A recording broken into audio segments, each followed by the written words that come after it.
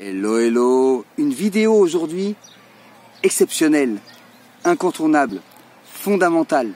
On va apprendre quelque chose qui va nous servir toute notre vie, du moins qui va changer, c'est sûr, toute l'année à venir, à partir d'aujourd'hui.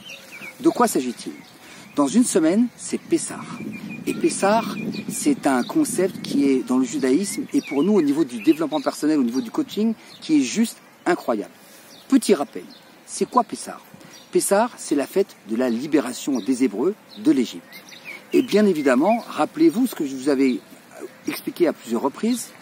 Dans le calendrier hébraïque, chaque date a une spécificité, une énergie et une influence sur le monde. Dieu influence le monde d'une façon très particulière à chaque date. Et le 15 Nissan, qui aura lieu dans une semaine, c'est-à-dire c'est Pessah, la fête de Pessah, aura la même force, la même énergie, la même influence sur le monde que le 15 Nissan d'il y a 3300 ans. Je n'exagère en rien, ce sont les Chachamim, les sages, qui nous le révèlent. Et vous allez me dire, ok, se libérer, mais moi je ne suis pas en prison personnellement. Eh bien, de quoi on va pouvoir se libérer? On va pouvoir se libérer de tout ce que l'on veut. Parce que ce jour-là, du 15 au 22 Nissan, pendant une semaine, mais surtout le 15, c'est le principe majeur, fort, c'est la mère et la racine de toutes les libérations. Ensuite, on se libère de ce qu'on veut. Si par exemple je veux me libérer, si je veux arrêter de fumer, c'est ce jour-là qu'il faut arrêter. Bon, en plus parce que c'est Yom Tov et Shabbat cette année. Mais à part ça, même si c'était pas Shabbat, eh ben ce serait le moment de prendre des décisions de tout ce qui est dépendance, à l'alcool, à la nourriture, à l'argent, aux honneurs, tout ce que vous voulez, tout ce dont vous voulez vous libérer, vous allez pouvoir le faire. Et pour ça, il faut une petite préparation et c'est ce qu'on va faire aujourd'hui. Alors je vous invite, puisqu'on a une semaine, à commencer à réfléchir à quel domaine vous souhaitez vous libérer. Pourquoi je vous dis ça? Parce qu'il va falloir vraiment y réfléchir. Parce qu'on peut être emprisonné, en esclavage, en dépendance, de façon consciente ou inconsciente dans chacun domaine. Par exemple, je vous donne un exemple. Moi, j'ai une association, j'en fais la promo tout de suite en même temps d'ailleurs, Tikva Market, tikva-market.org, comme ça c'est fait, qui aide les nécessiteux depuis à peu près presque 20 ans en Israël. Et donc, j'ai des gens, quand je rencontre, souvent qui disent, moi, ce que tu fais, tu donnes accès à des supermarchés, les gens, ils choisissent effectivement ce qu'ils veulent, etc. C'est un concept extraordinaire, parce que comme ça, le diabétique, il prend pas des produits sucrés, celui qui a pas de dents, eh ben, il n'achète pas du chocolat. Vous voyez, bref, c'est un concept qui a été salué par toute la classe politique de toute tendance, de Bibi, le président Pérez, bref, quelque chose d'énorme.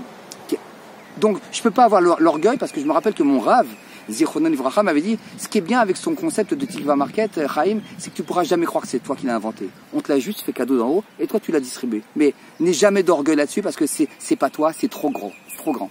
Donc, les gens, ils viennent me voir, ils me disent j'aimerais bien t'aider, mais j'ai pas d'argent. Je ne suis pas quelqu'un d'argenté. Et là, les gens, ils se disent donc je ne peux pas t'aider. Mais c'est Daka que tu veux faire. C'est aide aux pauvres. Il n'y a pas que cette façon-là. Réfléchis. Et c'est ça, se libérer des chaînes. C'est que ces chaînes qu'on croit qui sont en acier, elles sont peut-être en papier. Et tu peux les dénouer très facilement. En te disant, moi je vais aider simplement en étant volontaire dans ton association ou en te faisant rencontrer plus de personnes, des gens que je connais, qui ne soient pas nécessairement argentés, mais des gens qui ont la fibre juive d'aider les nécessiteux d'Israël. Mais ça peut être également, on peut aider en disant, est-ce que je peux faire une ligne d'écoute ou un sourire? On peut aider d'une autre façon. Et la tzedaka se fait de multiples façons. Ça peut être avec sa compétence professionnelle qu'on veut les mettre au service de la communauté. Bref, vous avez compris le concept. C'est-à-dire que là, j'ai pris que le concept de la tzedaka. Mais ça peut être dans tout autre domaine où on va vraiment chercher à savoir comment je peux ou bien contourner l'obstacle, ou bien le changer, ou bien l'annuler, ou bien me dire, vous savez, c'est pour ça que j'ai commencé ce propos en vous disant, ça peut être conscient ou inconscient. On peut être conscient qu'on n'est pas esclave de l'argent, par exemple. Je reprends l'argent parce que c'est important. À Pessah, on parle que de ça. Pourquoi on parle que de ça? Parce que les gens, ils se focusent là-dessus en se disant, eh bien, c'est pas possible, on peut pas aider, on peut pas laisser les gens. Mais on peut aider les gens de plein de façons. Et ça peut être conscient ou inconscient.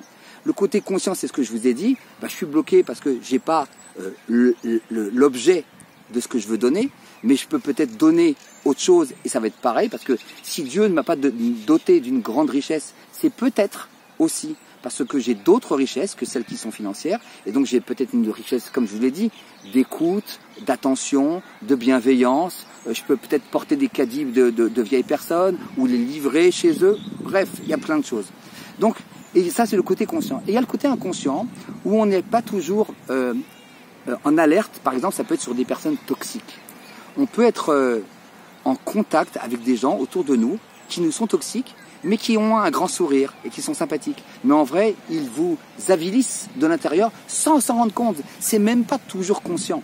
Vous voyez le type de dépendance dont je veux vous parler, ces types d'esclavage dans lesquels on subit un esclavage qui est profond, mais des fois qui est insidieux. C'est-à-dire que ça rentre en douceur en nous. Donc c'est pour ça que je vous dis, il vous faudra bien une semaine pour ventiler tous vos domaines de vie, pour savoir dans lequel vous êtes vraiment libre.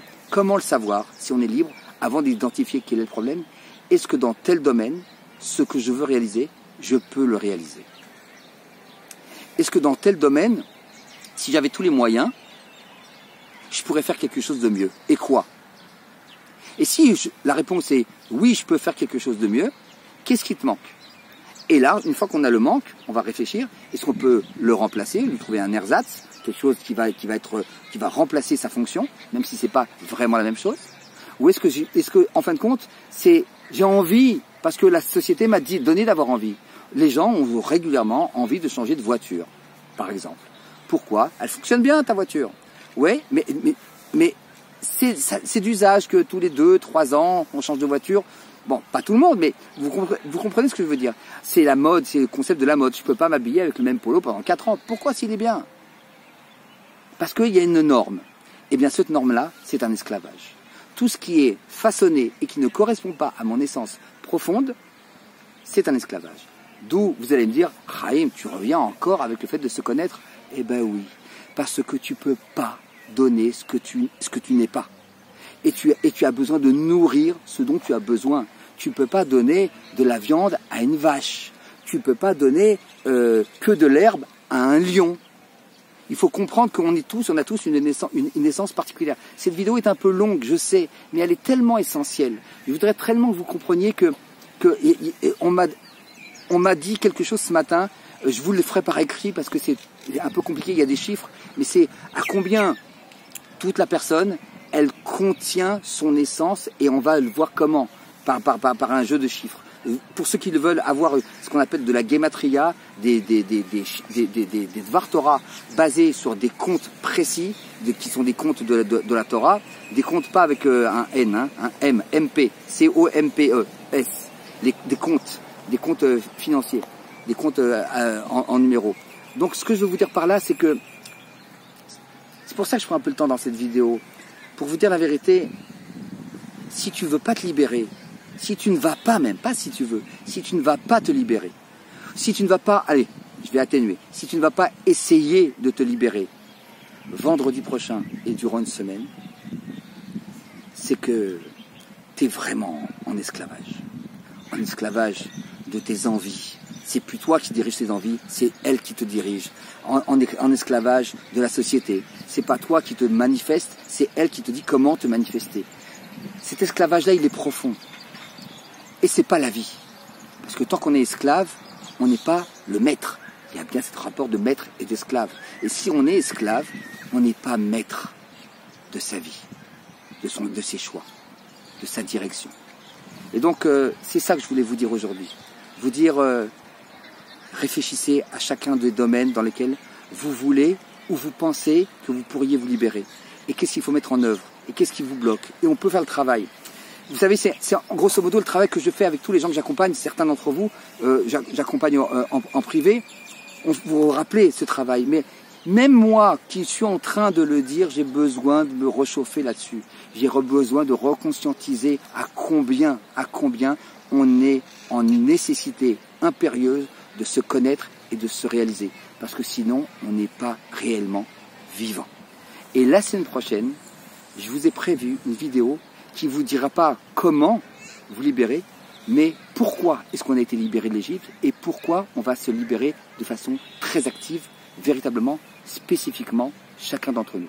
Ça sera la vidéo de la semaine prochaine parce que je ne peux pas vous faire une vidéo de 30 minutes, quoi, tout simplement. Alors je vous dis, pour l'instant, Shabbat Shalom, Shabbat Agadol Shalom, parce que c'est le Shabbat Gadol, c'est un Shabbat, allez voir de quoi il s'agit, c'est quoi ce Shabbat Agadol, et puis commencez à réfléchir dès maintenant, ça y est, la montre elle commence à tourner, il n'y a que 7 jours pour arriver jusqu'au 15, et après il y aura 8 jours pour vivre cette réflexion. Donc cherchez les domaines dans lesquels vous voulez vous libérer, et sachez que véritablement, ce jour-là, et durant cette semaine-là, du 15 au 22 Nissan, c'est-à-dire à partir de vendredi soir prochain, il y a un vent, une énergie, une force de libération dont on peut s'emparer, chacun d'entre nous, simplement parce qu'on veut vivre notre vraie vie. C'était un peu long, je suis d'accord, mais ça valait le coup. Shabbat Shalom.